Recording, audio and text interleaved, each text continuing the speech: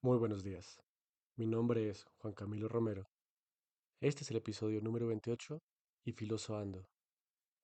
Filosoando y listo para regresar después de ese genial paréntesis que tuvimos dentro del simposio, el cual no puedo dejar de agradecer a las invitadas y a la recepción tan positiva que hemos recibido por parte de la audiencia y los comentarios. Muchas gracias a todos. Todo lo que nos escriben en Instagram, en los mismos comentarios de Spotify. Yo leo todo y les agradezco todo lo que nos comentan y también todos los comentarios para mejorar, que sin duda estaré intentando incorporar en debates futuros. Regresamos ahora al estoicismo romano y en todo caso nos ponemos a cerrarlo, ya que este será el último gran pensador romano del cual estaré hablando.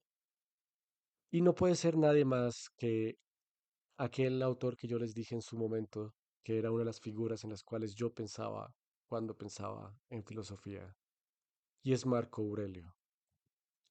Marco Aurelio es una figura increíble. Tal vez muchos lo conozcan únicamente como el papá del personaje de Joaquín Phoenix en Gladiador, que es una ilustración que realmente no me gusta de él. Pero Marco Aurelio se vuelve una de estas figuras que es difícil de creer que existieron, y por eso, creo yo, reciben la admiración y la permanencia en el psique del colectivo por los años que han pasado. Marco Aurelio nace en el año 120 después de Cristo, muere 60 años después, en el 180, ambas en la ciudad de Roma. Nace y pierde a su padre a los 3 años y es criado directamente por sus abuelos. Desde muy pequeño, Marco Aurelio comienza a resaltar tanto por su inteligencia como por su integridad de carácter. Y eso llama la atención del emperador Adriano. Adriano, habiendo visto mucho en Marco Aurelio, lo seguía de cerca y al verlo cumplir 17 años, tomaría una decisión importantísima. Adriano decidiría que el siguiente emperador de Roma tendría que ser Marco Aurelio. Y estaba tan decidido de esto que tomaría la decisión, Adriano, de adoptar a un hombre de 58 años llamado Antonino Pío y hacer que este mismo hombre adoptase a Marco Aurelio, asegurándose así que por linaje Marco Aurelio sin duda tendría el derecho de convertirse en César. Una vez que Marco Aurelio se vuelve oficialmente príncipe del imperio, dicen las historias que su actitud no cambiaría en general, que por ejemplo se le sugeriría que ya no tendría que ir a sus clases, sino que sus clases podrían venir a él. Sin embargo, Marco Aurelio rechazaría esta posición, decidiendo ir todavía él a las casas de sus humildes profesores para seguir estudiando de la misma forma que lo llevaba haciendo por años ya. De hecho, se dice que al enterarse Marco Aurelio de esta adopción, no se encontró feliz, no se llenó de dicha, que por una parte le entristecería la noción de tener que separarse de la casa de su madre, y por otra parte, Marco Aurelio no quería ser César, no tenía esta ambición por el poder, él buscaba ser un filósofo, un escritor, y se sentía inadecuado. Pensaba en los anteriores emperadores romanos de la historia reciente, en Nerón, en Calígula, y sentía miedo de la posición, sentía miedo de ser incapaz de cumplir esa posición con lo que se requeriría para realmente ser digno de ser un gran emperador. A lo mejor es ese mismo miedo a la inadecuacia o esa necesidad de cumplir el rol de ser un buen gobernante que Marco Aurelio destacaría por sí llegar a serlo. A los 10, a los 19 años, Marco Aurelio ya habría llegado al altísimo puesto de cónsul y a los 40 finalmente sería un emperador. Lo más curioso es que la historia parece coincidir en que en el poder tan desmesurado que recibiría Marco Aurelio como el gran emperador romano a una edad relativamente joven, nunca lo corrompió, sino que en todo caso, como él mismo diría, lo hizo mejor persona, lo cual es algo casi imposible de creer. Normalmente pensamos que el poder corrompe y el poder absoluto corrompe absolutamente. Pero ese no fue el caso de Marco Aurelio. ¿Por qué? Bueno, lo más probable es que lo correcto sea atribuir esto a su filosofía, ya que Marco Aurelio era la cúspide de la filosofía estoica. Al ser un estoico, lo primero que Marco Aurelio haría sería reconocer todos los peligros del poder. Se dice que él escribía constantemente cartas a sí mismo donde se decía, cuidado, no vistas de púrpura, no te conviertas en un César. Y se dice que no dejó de hacerlo hasta una muy avanzada edad, hasta la cercanía de su muerte. Ahora bien, como diría Séneca, a pesar de que Marco Aurelio tuviera las herramientas y la intención, la fortuna define mucho, y Marco Aurelio no siempre contó con buena fortuna. Por ejemplo, de sus 14 hijos, solo 5 sobrevivirían y llegarían a ser adultos. De por sí Marco Aurelio era un hombre enfermizo y delgado. Su reino tuvo que lidiar casi con 2 décadas de guerras fronterizas y una letal pandemia que arrasaría con la mayoría de la población. Ahora bien, esos eventos reflejarían el carácter y serían una oportunidad de Marco Aurelio de pasar la historia. ¿Quién diría que la guerra y la plaga solo ponían en riesgo su vida, pero no le podían tocar el carácter? Que ese sería el verdadero mal, perder su carácter. Otro evento que mostraría muy prontamente la mentalidad de Marco Aurelio sería la decisión de entrar al poder y darse cuenta que tenía un riesgo inminente en la figura de su hermano adoptivo, Lucio Vero, quien probablemente podría aspirar al trono y que en todo caso tenía una relación más directa a Adriano. Si pensamos en diferentes emperadores con situaciones similares, o inclusive el emperador que suele ser mucho más relacionado con Marco Aurelio, Marco Antonio, pensaríamos que la decisión de Marco Aurelio sería matar a su hermano, mandarlo al exilio, tal vez, sacarlo de la ecuación. Pero Marco Aurelio no funcionaba así. Su decisión habla todo lo que necesitamos saber de él. Marco Aurelio lo que haría sería, en el momento de subir al poder, decretar que se nombraría a su hermano como coemperador, dividiendo su autoridad y su poder inmediatamente después de conseguirlo. Otra oportunidad en las cuales podemos ver el carácter casi ficticio de Marco Aurelio es cuando está en una plena rebelión bárbara, durante la plaga, y Roma está azotada y se queda sin fondos. Lo normal, lo que la historia suele decir, es que en este caso un emperador subiría los impuestos, declararía lo que años después se llamaría guerra total y movería todos los recursos sociales a la guerra. Pero Marco Aurelio no haría esto. Lo que él haría sería pasar por su palacio, tomar todo lo que considerara suyo, de gran lujo y gran valor, y venderlo, pidiéndole, mas no forzando, a todos sus nobles que hicieran lo mismo, financiando así la situación en Roma hasta que se pudo solucionar. No solo eso, una vez solucionada, le regresó cada moneda a cada uno de los nobles que estuvo dispuesto a vender su propiedad, ya que él decía, tal vez como emperador la gente cree que por derecho todo esto es mío, pero es todo lo contrario. Como emperador, Marco Aurelio decía que él no era dueño de nada, ni siquiera de su casa, ya que la casa era el palacio del pueblo. Él nada más era quien vivía ahí. Finalmente, para no aburrirlos con todos los ejemplos de Marco Aurelio, cerraría con la hazaña de cuando su general de mayor confianza, Avidio Casio, intentó hacerle un golpe de estado y en lugar de condenarlo y atacarlo directamente, le dijo a sus soldados que podían salir y mostrar cómo una guerra civil innecesaria se podía evitar, ser aplacada tranquilamente, perdonando al agresor y buscando soluciones no violentas. Durante el proceso de esta rebelión, un asesino, a lo mejor queriendo sorprender a Marco Aurelio, mataría a Avidio Casio y llevaría su cabeza. frente al emperador. Se dice que Marco Aurelio apenas ve la cabeza, retira su mirada y dice, tienen que enterrar a este hombre inmediatamente y darle los ritos que se merece, ya que es mi amigo, y no quiero que nadie más salga a derramar sangre en mi nombre. Perdonó a todos los conspiradores de la guerra civil y fue a través de su muestra de carácter y piedad, y más que nada de templanza, que conservó su posición de poder, lo cual es impresionante. En tan fácil posición en la cual se justificaría matar a todos los rebeldes, se justificaría celebrar la muerte de su amigo, Marco Aurelio sufriría la muerte de su amigo, se vería triste. Y esto es algo clave.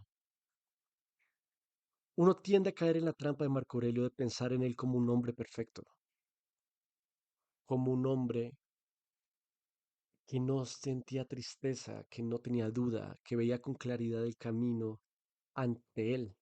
Sin embargo, si leemos sus principales escritos, ¿no? Que ahorita están todos resumidos en sus meditaciones, Marco Aurelio era un hombre que sufría mucho, lloraba a sus hijos, lloró a su amigo, sentía ira, sentía rabia, sentía miedo,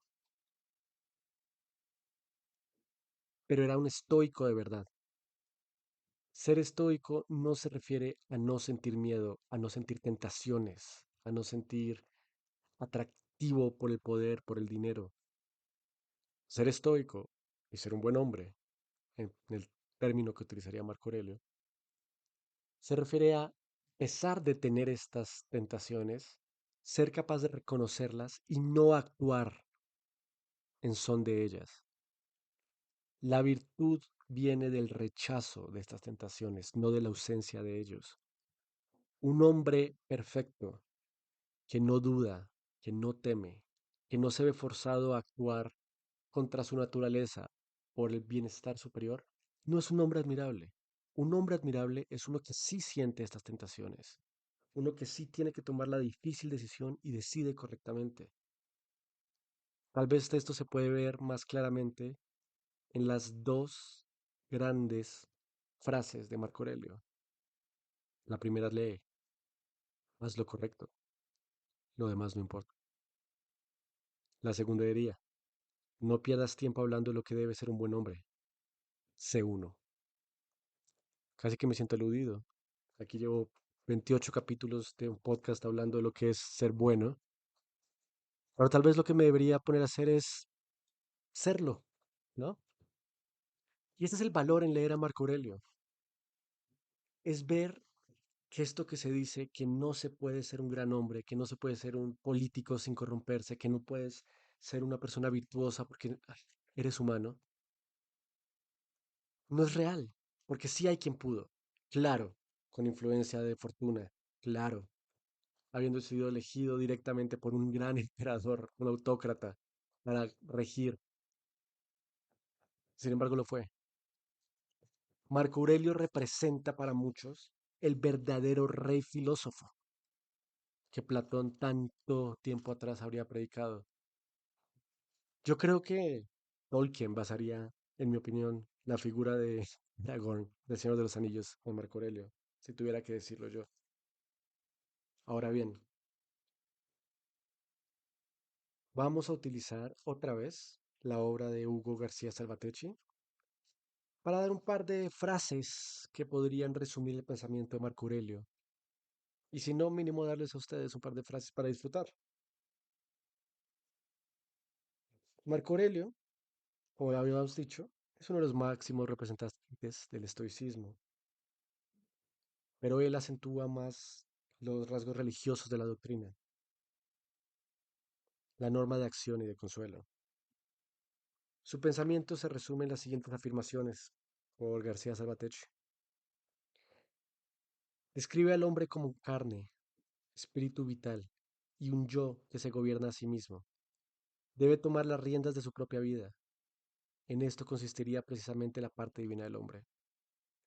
Se debe obrar de acuerdo a la naturaleza, pero sin olvidar que la razón posee su propia naturaleza, que no contiene ningún mal. El universo es como una gran sociedad en la que el hombre mortal es un ciudadano. Frente a cierta dureza de Séneca y de Epiteto, Marco Aurelio predica la piedad, la necesidad de darse a los otros, el amor mutuo.